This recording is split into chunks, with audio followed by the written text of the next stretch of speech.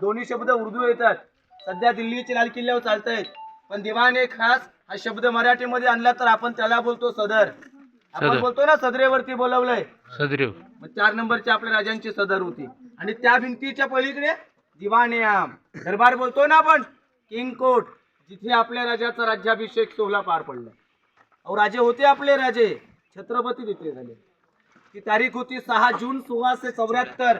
350 वर्षापूर्वी शिवराज्याभिषेक सोहळा तिथे पार पडला. म्हणजे लक्ष द्या, पहिल्या आपल्या राजांचा राहता राजवाडा, 2 नंबर आपल्या राजांचं किचन, 3 नंबर सचिवालय ऑफिस, 4 नंबर सदर. या टाक्या बघा, तो वाटप बघा. आता रायगडाच्या आपण फ्रंट साइड पाहूया, समोरची बाजू, मग बाकी माहिती घ्यायला पुढे जाऊया. चला खालून चला.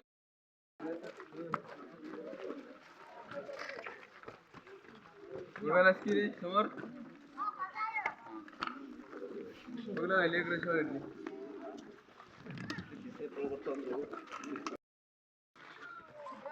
चला चला पटपट पुढे या.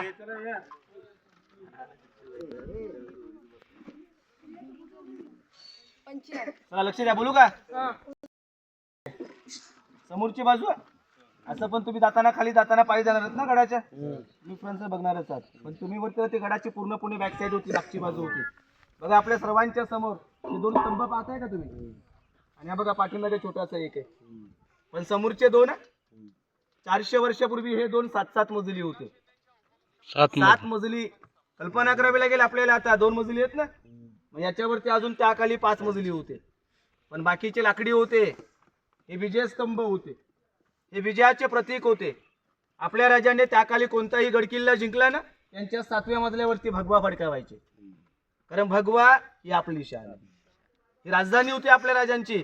आजूबाजूच्या गावातून गडकिल्ल्यातून त्या लोकांना समजलं पाहिजे ना की राजाने कोणता तरी गड जिंकून ताब्यामध्ये घेतलेली.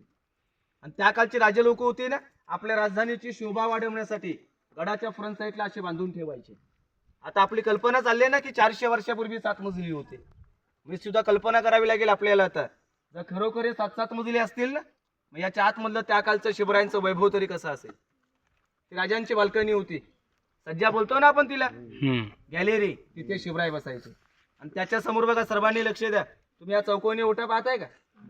तिथे कोपऱ्यामध्ये बघा, समोर भिंतीमध्ये टेप दगड आहे, दिसते का सर्वांना कोपऱ्यामध्ये? त्या कोपऱ्यातून आतमध्ये जाण्यासाठी 11 पायऱ्या आहेत. आणि त्या 11 पायऱ्या उतरून तुम्ही खाली गेलात ना, ते आपण पूर्ण याच्या आतमध्ये जमिनीमध्ये अंडरग्राऊंड जातो. आणि याच्या आतमध्ये गेलात की पूर्ण दगडामध्ये रूम आहे. ती 8x10 ची रूम आहे. 5 ते 6 लोक आपल्या आता कशीही बसतील. एसी फेल आहे आपली आताच्या कंडिशनला, एवढं थंड याच्या आतमध्ये. या जागेला म्हटलं गेलं खलबत खाना, समजतो का?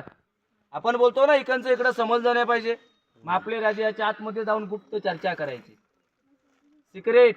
राजांचे गुप्तहेर, त्यांचं नाव होतं बहेरजी नाईक, बहिरूपी बहेरजी नाईक. आजूबाजूच्या गावातून गडकिल्ल्यातून जेवढ्या बातम्या होत्या इथे येऊन सांगायचे. पण दोघांचं एवढं गुप्त होतं, त्यांच्या स्वतःच्या बायकोलाही माहित नव्हतं की आपले हे शिवरायांचे गुप्तहेर आहेत. कारण बहिर्जी नाईक एवढे चालाक होते ना, दरबारामध्ये गेले होते ते औरंगजेबाच्या, आणि त्याच्या दाढीला हात लावून आले होते, तरी त्यांना माहिती पडलं नाही बहिर्जी नाईक कोण आहेत. ती समोरची रूम बघा, विटावली. छापखाना होता आपल्या राजांचा, स्वतःची करन्सी होती, तिथे नाणी शिवराय होम घडवलं जायचं. आणि त्याच्या समोर बघा, सर्वांनी लक्ष द्या, 2 लाईटीचे पोल पाहताय का तुम्ही समोर?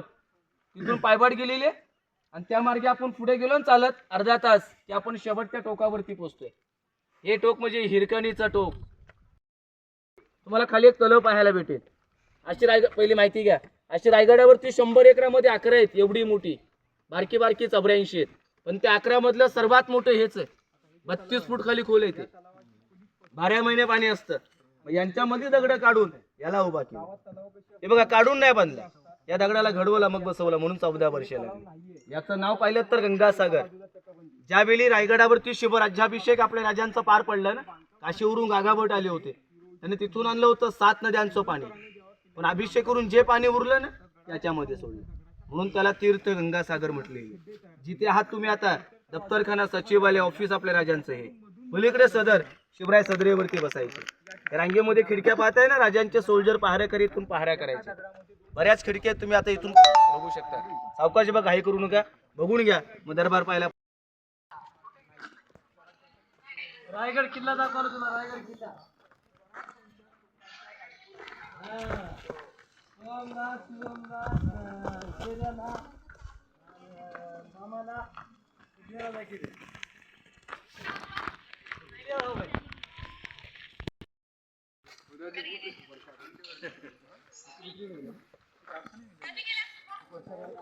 रात्री आल्या आज आता कितीवर आल्या रोपण आल्या रोपण पाळण्यात बसून रे हा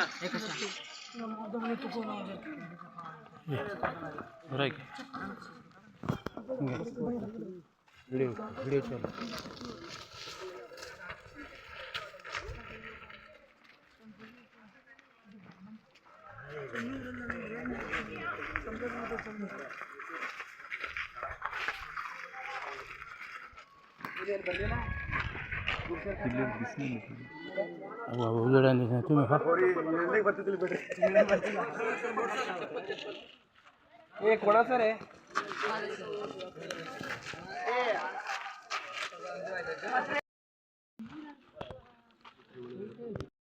झालेलं असेल त्यावेळी फार